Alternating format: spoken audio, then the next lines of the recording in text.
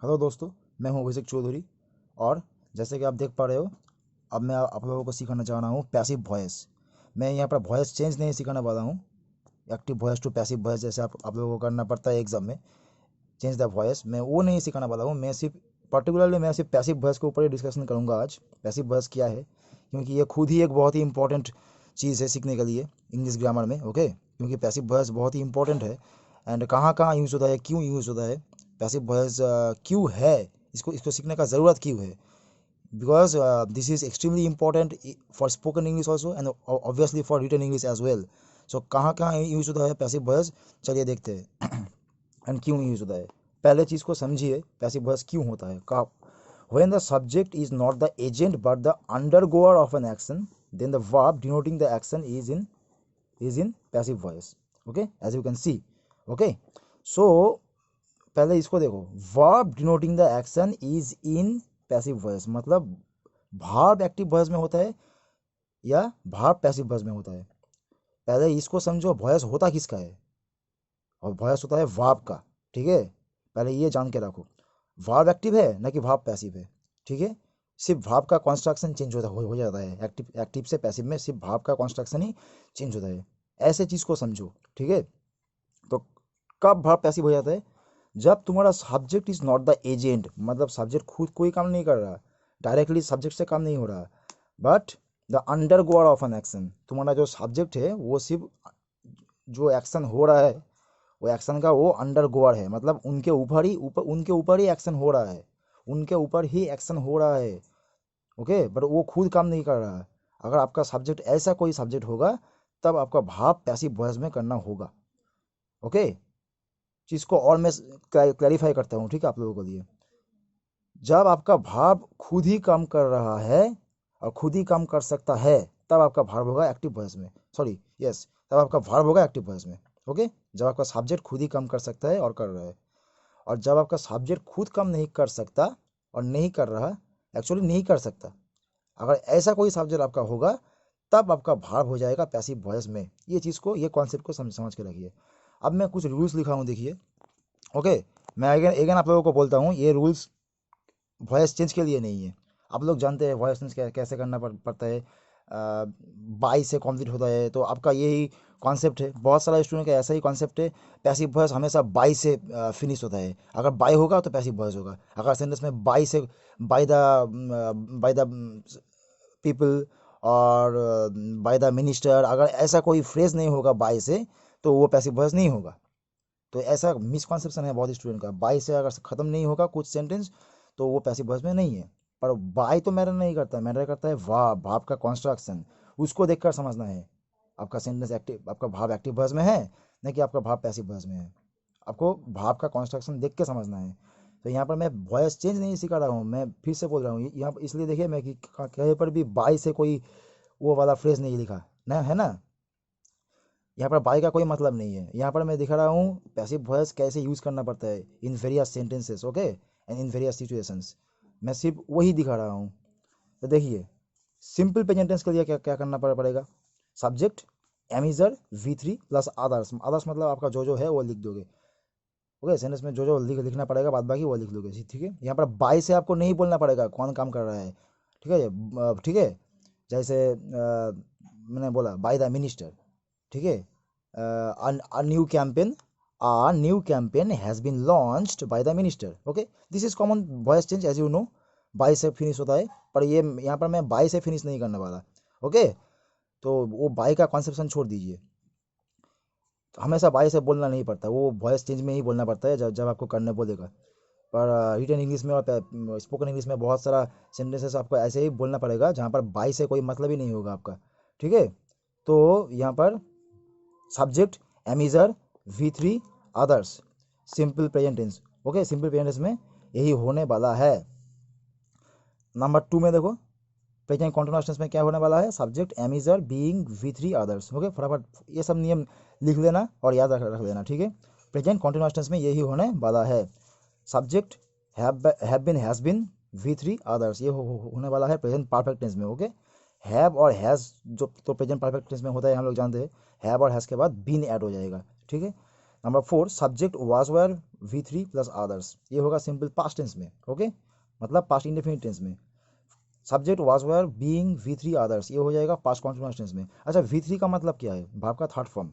Okay, past participle form of the verb. Subject had been V3 others, ये हो जाएगा past perfect tense में। Okay, subject shall will be V3 others, ये हो जाएगा simple future tense में। और फ्यूचर कॉन्टिन्यूअस का तो वॉइस टेंस नहीं होता। और subject shall have been, will have been plus V3 plus others, ये होगा फ्यूचर परफेक्ट टेंस में। Okay, actually what is the thing that passive voice में जो वर्ब का कंस्ट्रक्शन होता है ना, पैसिव वॉइस में जो वर्ब का कंस्ट्रक्शन होता है वो हमेशा बी वर्ब होगा। बी वर्ब प्लस V3, ठीक है, बी वर्ब प्लस V3, ये चीज़ को याद रखो। मैं लिख देता हूँ, मैं यहाँ पर लिख देता हूँ। Okay, be verb, sorry, be verb plus V3, हमेशा ये चीज़ को याद रखो। इसको देखे, ऐसा कंस्ट्रक्शन देखोगे तो तब वो भाव पैसिव वॉइस में है, आपको समझा जाना है, आपको समझ लेना है। सॉरी, मेरा हिंदी उतना अच्छा नहीं है। तो okay, be verb plus V3, हमेशा पैसिव वॉइस में भाव का कंस्ट्रक्शन ऐसा होगा। देखो ये सब के सब बी वर्ब है। एमिजर, एमिजर बीइंग भी एक बी वर्ब है। ऐसा एक कॉम्बिनेशन होता है कॉन्टिन्यूअस टेंस में। ठीक है, क्योंकि आपका एक्टिव वॉइस में जो क्वेश्चन होगा वहाँ पर तो ING होगा। I am singing a song, singing, तो पैसिव वॉइस में तो वर्ब का थर्ड फॉर्म हो जाता है मेन वर्ब का। तो मैं वो ING को क्या करूँ, उड़ा दूँ? उड़ा तो नहीं सकता, इसलिए बीइंग आता है वो बैलेंस करने के लिए। ठीक है, यहाँ पर भी देखो बीन है, हैव और हैज़ के साथ बीन ऐड हो गया, क्योंकि बी वर्ब जरूर होगा, उसके बाद V3 होगा। यहाँ पर देखो वाज वेयर है बी वर्ब, यहाँ पर देखो वाज वेयर, उसके साथ बीइंग का कॉम्बिनेशन, क्योंकि अगेन पास्ट कॉन्टिन्यूअस टेंस में है ना, कॉन्टिन्यूअस टेंस में ING होता है, इसलिए पैसिव में बैलेंस करने के लिए बीइंग होता है, उसके बाद V3 होता है। तो ऐसा, ठीक है, इसको याद रखना है, B verb plus V3। Okay, तो अब देखो यहाँ पर मैं एक एग्जांपल लिख दिया, that blind person is helped to cross the road. Subject देखो आपका क्या है, दैट ब्लाइंड पर्सन। अब मैं आपको क्या बोला था, आपको पैसिव वॉइस में कब बोलना है किसी चीज़ को, जब आपका सब्जेक्ट खुद काम नहीं कर सकता। ठीक है, देखो यहाँ पर मैं बाई से कोई कंप्लीट नहीं किया, क्योंकि मेरा वो मतलब नहीं है, यहाँ पर मैं वॉइस चेंज नहीं करने वाला। यहाँ पर मैं यहाँ पर सिचुएशन को कैसे बोलना होता है पैसिव वॉइस से वो बोलने वाला हूँ। तो कौन हेल्प किया, बाई किस से, वो नहीं बोला। ठीक है, पर यहाँ पर देखो ब्लाइंड पर्सन तो आपका सब्जेक्ट है, तो blind person is helped to cross the road. तो रोड जो क्रॉस करेगा वो तो ब्लाइंड पर्सन खुद ही नहीं कर सकता ना, ब्लाइंड पर्सन को तो दूसरे किसी इंसान को हेल्प करना पड़ेगा। ठीक है, हेल्प करना पड़ेगा, खुद तो नहीं कर सकता ब्लाइंड पर्सन रोड क्रॉस। आप बोलोगे हाँ सर, बहुत सारा ब्लाइंड पर्सन तो खुद भी कर सकते हैं। हाँ, कर सकते हैं, तो वो उनका प्रैक्टिस, बहुत बहुत सालों का एक्सपीरियंस है। फिर भी गाड़ियों को तो थामना पड़ेगा ना उनके लिए, वो तो देख नहीं पाएगा गाड़ी आ रहा है ना नहीं आ रहा है, दूसरे किसी को हेल्प करना पड़ता है थोड़ा भी। तो वही बात है। तो देखो अब मैं एक ही एग्जांपल दिखाऊँ, सबके सब रूल वाइज में यहाँ पर नहीं दिखाया, क्योंकि वो आपको करना है, समझना है। तो यहाँ पर सिंपल प्रेजेंट टेंस में इसका मीनिंग क्या होगा, वो अंधे व्यक्ति को रास्ता क्रॉस करने में हेल्प किया जाता है। सिंपल प्रेजेंट टेंस में जनरली होता है, मतलब किया जाता है, मतलब क्या होगा, किया जाता है, वो खुद नहीं कर रहा। Okay, blind person road cross नहीं कर रहा, उसको क्रॉस करने में मदद किया जाता है। बात समझिए। ओके, नंबर 2, अब इसको तोड़ लीजिए।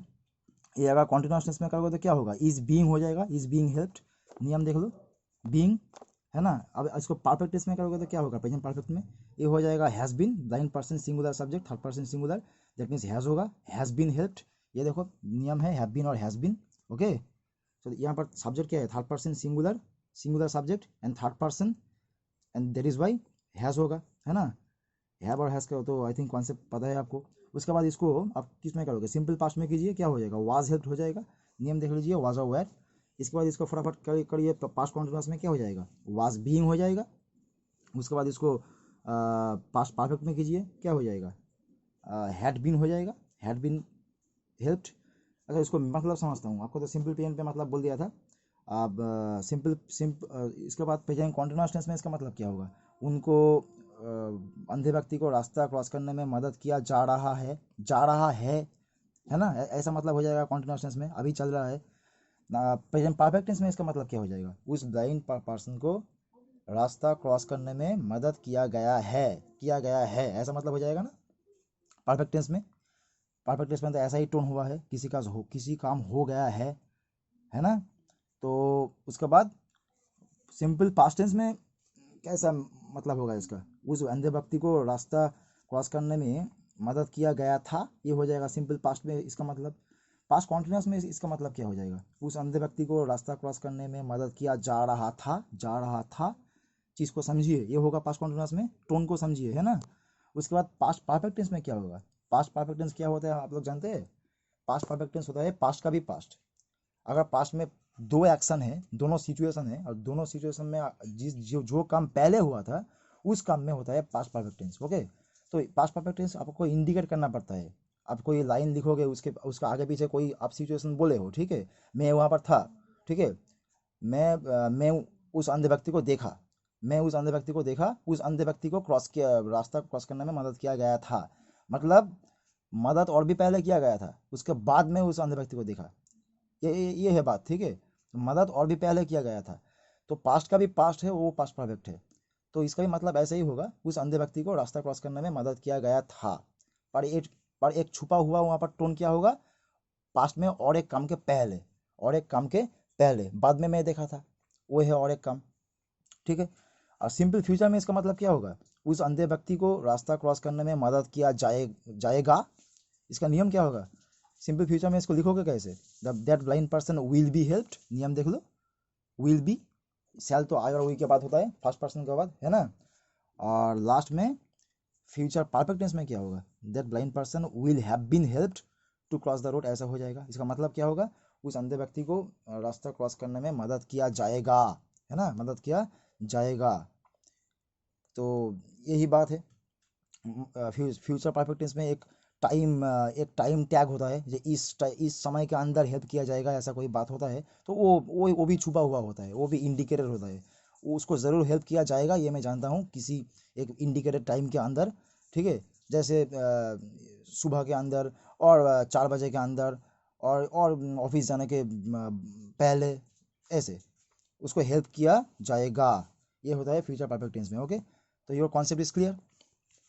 मैं ये एग्जाम्पल को मैं तोड़ तोड़ के बोल दिया कैसे करना पड़ता है। तो ऐसे चीज़ को समझिए। मुझको पता है ये वीडियो थोड़ा सा बड़ा हो गया, पर वीडियो बड़ा होने से मतलब नहीं है, आपको चीज़ को समझने में मतलब है, आपको कॉन्सेप्ट क्लियर करना है, ठीक है। तो ये है पैसिव वॉइस का concept. I think it will help you, okay, to understand passive voice better, to understand passive voice more effectively. Because आप लोग सिर्फ वॉइस चेंज में ही पैसिव वॉइस को जानते हैं, पर पैसिव वॉइस अकेला ही कितना काम कर सकता है और कितना यूजफुल होता है स्पोकन इंग्लिश में और रिटन इंग्लिश में, आई थिंक अब आपको समझ में आएगा, ठीक है। तो अब जब भी ऐसा कोई सेंटेंस आपको तैयार करना होगा, maybe it might be in spoken English, it might be in written English as well, okay, जहाँ पर आपका सब्जेक्ट इनएक्टिव है, सब्जेक्ट खुद काम नहीं कर सकता, तभी तभी आप भाव को पैसिव वॉइस में करेंगे और लिखेंगे। ऐसे आपका इंग्लिश भी और स्ट्रांग हो जाएगा, ठीक है ना बात। तो ऐसा ऐसा कोई एग्जाम्पल आप खुद बनाइए, खुद सोचिए, ऐसा सब्जेक्ट बनाइए जो खुद काम नहीं कर सकता। पेड़ को काटा जाता है, किताब बेचा जाता है, तुमको हेल्प किया जाएगा, उनको मार दिया गया था। देखो सोचो, ये सब सब्जेक्ट क्या है? खुद तो काम नहीं कर रहा, इसलिए ये सबको पैसिव वॉइस करना होगा। तो ऐसा एग्जाम्पल सोचिए, प्रैक्टिस कीजिए। कोई प्रॉब्लम है तो मुझसे पूछिए कमेंट बॉक्स में, I will definitely help you. Thank you. Please subscribe to my channel, it is my humble request once again, as well as it is my humble request, subscribe my channel for getting more updates, for getting more useful videos and tutorials on various English uses. Okay, so thank you very much.